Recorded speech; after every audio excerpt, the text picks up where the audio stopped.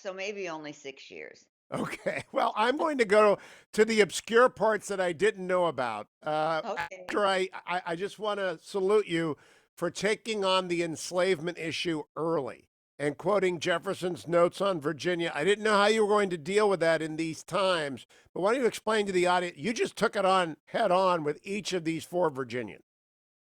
Well, it seemed to me the right thing to do, but it also allows you to make an extended argument about people being complex and about how they established a nation built on ideals like freedom and justice, that finally those ideals proved to be the complete weapon against slavery.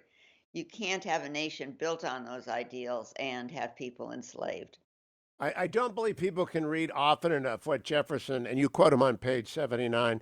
I tremble for my country when I reflect that God is just and that his justice cannot sleep forever. I think that was Lincoln's second inaugural coming to fruition, but Jefferson was very candid about his own shortcomings. He was candid about slavery, about the moral impact of slavery on the whole society. He held slaves, however. There was this contradiction in the lives of each of them. They held slaves and they thought slavery was wrong and immoral. One of the things that I did not know is that I always had the impression George Washington had freed all of his slaves at his death. He couldn't free Mary Washington's slaves because they were part of her dower. I had never known that until I read the Virginia Dynasty. Yes, I mean, it makes it a little easier for Washington to free his slaves when there were 150 or so that belonged to Martha Washington's estate that he could not free.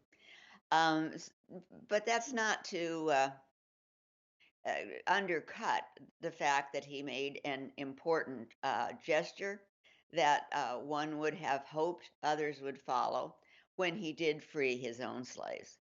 Now, I want to move to some of the things that I always like to tell authors what I learned from their books that is new, and there's a lot here. I never knew about Joseph Jones Sr. and Jr. and James Monroe. And I'd love for you to tell that story because I think it's so humanizing of James Monroe. It is interesting. Monroe's father died early, and Joseph Jones became his mentor, his the person who cared for him, who helped send him to college. And he had no heirs, so Monroe fully expected to inherit his estate when he died. Then Joseph married a younger woman. He did have an heir. He had a son named Joseph Jr., who was quite a bit of a rascal. But he nevertheless had an heir now, and Monroe, who was the poorest of the Virginia dynasty, Monroe found himself with no financial future, and it put him into quite a tailspin. Jefferson rescued him. Jefferson put his arm around him and helped him to recover from the blow that he had suffered. What you describe is actually, I think, clinical depression. A man who thought he was going to be wealthy from Joseph Jones Sr. loses it all. And then he takes Joseph Jones Jr. to Paris with him. And then the end of the story, and I finished the book last night, so I would be completely fresh. Joseph Jones Jr. dies, and Monroe gets it anyway. So all that angst was for nothing. That's true, and, he took Joseph Jones to Europe, as did, many people. They would be asked by the parents of someone who seemed off the path, to take the young man, to Europe so that he could see sophisticated sights and so that he could meet, some of the world's most intelligent people. There weren't most intelligent people out of the United States for the most part, but they were here. However, this was the purpose of these European journeys. And Joseph simply had a good time. He would disappear for days. He drank himself to death. He was a bad one. And they, Joseph Jr. Was just never able to be healed of his afflictions. I'm going to come back to that kind of flaw with Payne Todd in a moment. But I Mm, want to bring up the fact Jefferson saved Monroe from his depression when Joseph Jones Sr. disinherited him. And mhm. therefore, the story of Bernard Payton I found to be very touching.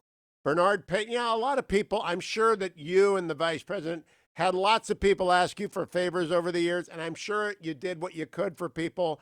But occasionally, one of those people whom you raised up, you may ask them for something, and you kind of expect them to do it.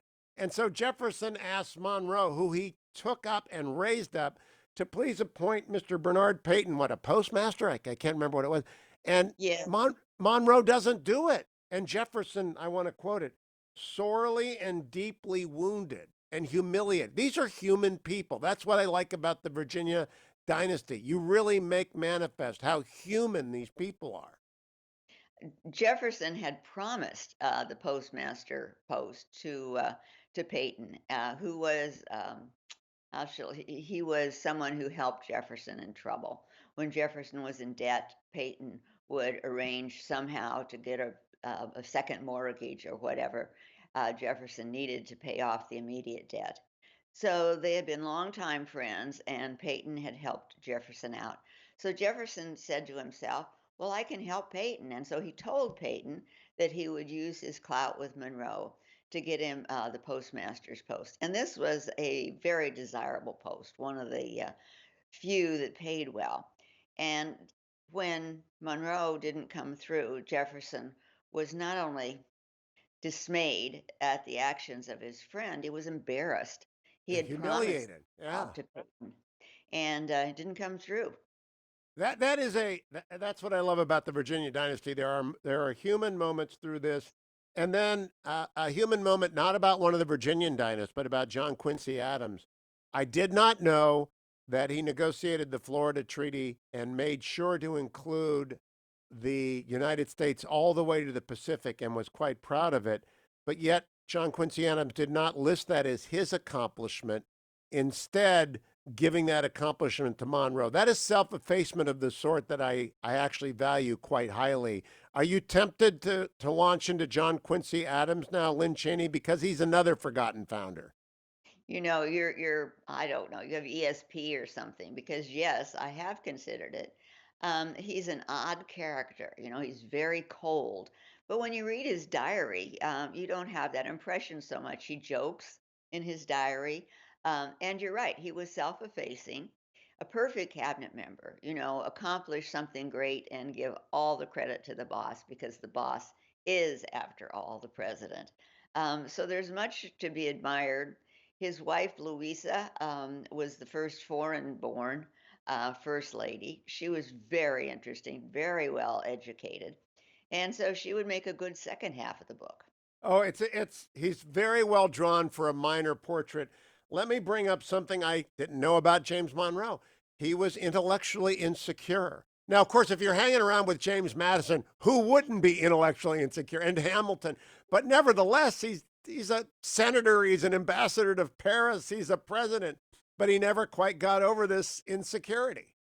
That's true. And when people would write about it, even if they would also say very nice things about his accomplishments, and they would write about his not being so quick off the running board as some of the others were, as all of the others were. He was furious. Someone might say, "Oh, his mind isn't quite as rapid or rich as the other three," but he has this habit of commitment and hard work that has allowed him to make up for that. And he was a good president. But you're right; he was always very sensitive about his. Well, I think it was true. His lack of intellectual attainments that would match those of the other dynasts. The Fetching Mrs. Hewitt and I visited Montpelier. The only one we have not been to is Highland. I have not been to Highland yet, but Monticello, Montpelier, and Mount Vernon. I love these places. And I learned at Montpelier about Payne Todd. And I never knew about Payne Todd. Just in passing, a little bit of a note. Payne Todd shows up first in the book on page 312. He returns on page 349. In between, I just think he's drunk and gambling. And this is Madison's stepson. But what I like about the Virginia, they're human people. These are families, right? These are people with the sort of problems that every American has. And he was persuaded by Dolly to time and again bail Payne Todd out.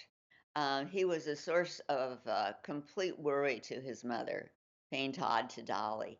And I think her anguish when he would, not show up on the ship that he was supposed to arrive on, and when he had to be, bailed out of trouble. Madison said that he had spent 40,000 pounds on Payne Todd. He had receipts for that, and that was probably only half of it.